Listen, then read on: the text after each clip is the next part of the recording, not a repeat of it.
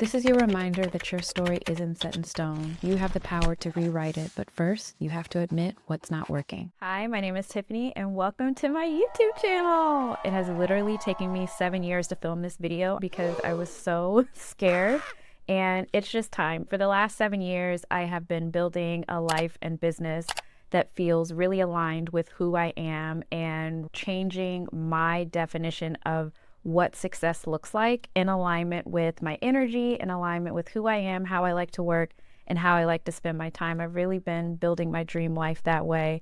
7 years ago, when I left corporate, I had a series of awakenings, and those awakenings were catalysts to me going on this deeper self-discovery journey. And with each awakening, my mind was just blown, okay? When I first graduated college and went out into the world to begin my life, I had a totally different image of what success and happiness looked like than I do now. Back then, I really thought that success meant having the perfect job, having this perfect relationship, you have the perfect kids, you get married, you have the house and the white picket fence, and then that's it. You're just happy. The end. And life quickly showed me that was not necessarily the truth. There's nothing wrong with that life if that's what makes you happy. But as those elements and pieces of my life were coming into alignment, I wasn't happy internally, and it was disorienting because I was like, what is going on? I thought I wanted all of these things. It's happening and I don't feel good. I've had a series of catalysts that really awakened me to a deeper truth of who I am. And that started with my first breakup. I was set to be engaged, and I found out this person was not who they said they were. Thank God, before we actually walked down the aisle. But I was devastated. Aww. I thought, this is my person, and my whole world was really wrapped around building a life with him, getting married, setting ourselves up to have kids. And that is what I thought happiness and success looked like. I was 24. I was so young. I was so determined to use this opportunity to rebuild myself. I went and bought my first home. I was the first homeowner in my family by the age of 24. I was climbing the corporate ladder at my dream job. I worked for Sarah Blakely at Spanx for 6 years, which was an amazing opportunity. But at the same time, I didn't necessarily feel fulfilled and creatively stimulated. So I had started a blog on the side as a creative outlet, and I loved doing that. I was writing about recipes, I was writing about my travel, and on the weekends I would film, and I would even take pictures for clients outside of work. And through that, I really felt called to start my writing journey. But because I had a big old fear of being seen, I was not consistent. I would start, I would stop, I would start, I would stop. But I had this really deep inner calling that was like, you are supposed to be doing something else. This job, these relationships, even my home, this all looks like success on paper, but on the inside, I was like, something ain't right. God kept telling me that I needed to make a change, but I was so scared because who am I to give up all of this? This is a privilege to have this life, and I worked my butt off for it. I was cum laude graduate, president of my sorority, I did debutante, all of these things where I feel like I checked the boxes of what success looked like to build myself up to this point, and I did it at such a young age, despite the odds, despite circumstances that I had come from. I grew up in a single parent home. My dad was very supportive, but my mom was really the one that contributed financially. I got to see her go on her own journey, going to college and law school when I was younger to build her life. I always had my parents instilling in me that anything was possible, and I had that drive, and I still do. But I've learned to shift it in a different way, because when I started getting all of the material things, I wasn't happy and I felt like something was missing. I tried to ignore that feeling for a really long time, but it just got so loud to the point where I have to listen to this. If I keep ignoring this, I feel like I'm going to regret it, and I feel like I'm going to look back in 20 years and I'm going to regret not taking the opportunity to really explore whatever this feeling is right now that I'm feeling that's just literally draining the life out of me. So I decided to listen to the call. I believe in God, and I knew that if I trusted what I was feeling, that I would be okay no matter what. so I did it. I decided to take that leap of faith. I quit my job. I sold my home, which felt so crazy to give that up. I did go to Bali for 2 weeks. I was very much on my eat, pray, love, because why not?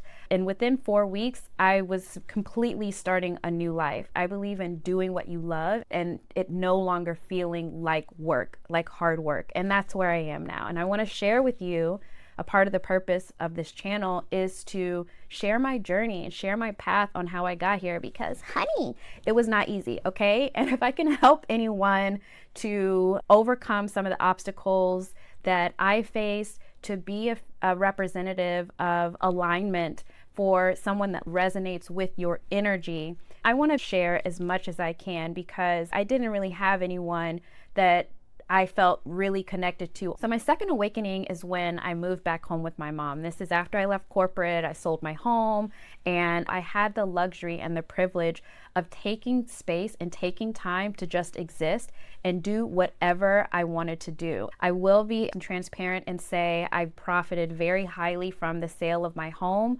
which was a blessing. That sale really funded the first 2 years of my business. And that was for the first time in my life where I wasn't performing. I had gone to college prep schools, private boarding schools. I was very academically challenged, always a high performer and always on honor roll and all of these things. And that was always my family's main focus for me. It was like, go to school, get good grades, don't really worry about anything else. And they loved me no matter what, but I also felt a pressure because of everything I saw my mom sacrifice for me to do well and to not squander the sacrifices that she had made for me. So I put a lot of pressure on myself to be the first in my family to do these things, to not disappoint them, to make sure that I was excelling and doing the right thing. And I didn't realize that I had a lot of this subconscious pressure until I went home and all hell broke loose for me spiritually because I was in a place of stillness. And that's when God talks to you, when you're still. And so all of these things that I had not been facing came up. This is when people say spirituality isn't just all love and light. It's not. It can get very dark, very fast, and very scary if you are not grounded in your faith, whatever that is, because I'm not religious. I always say that. I'm very much more spiritual. I say that to say you need to be grounded in a higher power. You need to be grounded in something that can guide you and navigate you that's outside of yourself, although I believe God is within us because God made us. So we're all one and the same. If you are not grounded, then you will be swept away when you start to face all of the shadows. Maybe you've had some experiences that shaped your beliefs and your reality. And when you face that, there's a grieving process that you have to go through. There's a healing process that you have to go through. And healing can be painful because it's like you're reliving the same experience in the now. And if you don't have the tools, the knowledge, and the guidance to really stay focused on your vision while still doing the necessary work to clean up the pieces of those experiences, you can find yourself lost. And so when I went home, I had a lot of things to face, not only generationally, but also within myself that was being shown to me. It was like God and the universe were giving me exactly what I needed. And all of the signs were pointing to subconscious work, mindset work, energy work, self-healing, frequencies, all of these things, and really understanding the science behind what happens in your body. I believe we do have the power to self-heal with tools, with the right support and the right guidance, but not all of us have that. And that's where I was. All I felt like I had was my laptop and the internet. I really relied on self-healing practices and my faith to get me to a point where I could go to the next level. I didn't know this at the time, but I was really stepping into new versions of myself and stepping into my power in a new way. Power that I didn't even know that I had. And to be honest, I really didn't understand, acknowledge, or have space to hold in my body until the last couple of years, because being an entrepreneur will force you to see all parts of yourself, okay?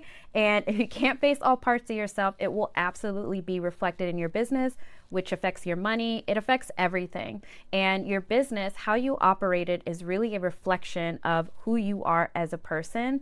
And so it's a big circle, a big mirror.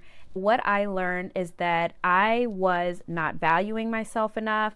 I was not marketing myself in accordance to my true value. And I was not sure on really who I was. I knew what I liked. I knew how to perform. I knew how to execute.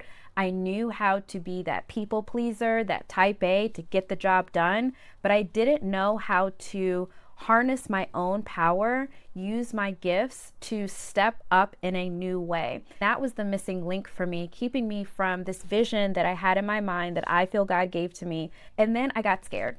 And that's how it took me 7 years to post this video, because I was like, how am I going to do this?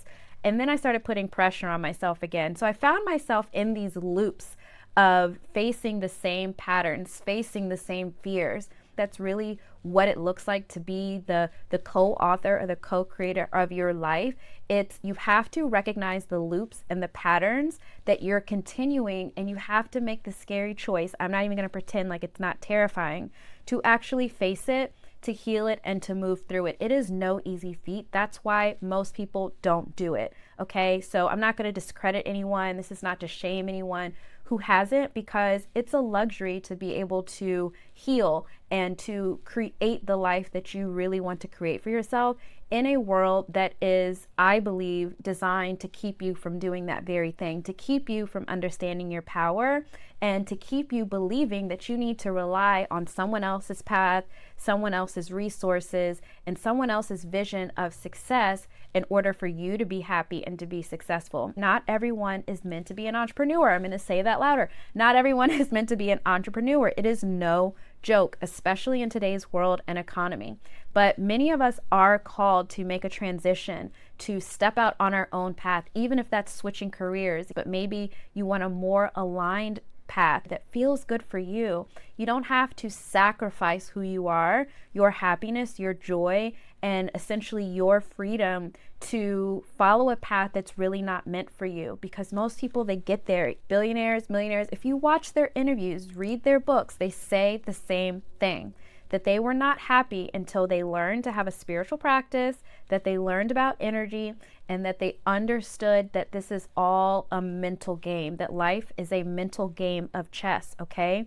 And when you understand that, you can take more power and control over how you write the story of your life. Don't let anyone tell you that your story is set in stone. You can rewrite it at any time. You just have to first acknowledge and admit to yourself what's not working, and let go of any shame or guilt that comes with that, okay? We all make mistakes. We all find ourselves on misaligned paths, and it's never too late to choose a new one. I built the business, I've become a successful entrepreneur, but then I had my third awakening, which was, okay, you're still not fully aligned. You're still not fully living the life that you want to. This is my journey of stepping fully into alignment. I've done some pieces of it, but now I'm fully owning what it is that I want to do. I've been writing since I was 8 years old. I still have all of my journals. I had my first poem published when I was 12, and I want to create my writing journey. I'm excited to take you along with me. So if you're someone who's in transition, or you're feeling that calling and you're ready to make a shift in your life, whether it's a small change or a big transformation, click subscribe, like this video, and I welcome you to join me on the journey. In my next video, I'm going to share some of the signs that were screaming at me when it was time for me to make a shift. I believe that alignment is a refinement process. There's no end destination. If you are someone who is committed to your growth, committed to being a lifelong learner, and you want to be bettering yourself, learning and growing and shifting with the world, I think it really requires us to do that, then you will see that it's a refinement process over time. That is a huge key in really creating your dream life that nobody really talks about. No one talks about how to recognize the shift, how to recognize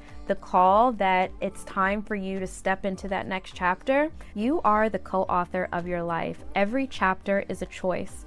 Your past was just a draft, and your next chapter, your story, how it unfolds, is up to you. So what are you going to write next? Thank you so much for watching this video. If you enjoyed it, you can support my channel by subscribing, hitting the like button and sharing with a friend that you want to take on your alignment journey. In the meantime, I will see you in the next video, and I hope you have an amazing day. Bye.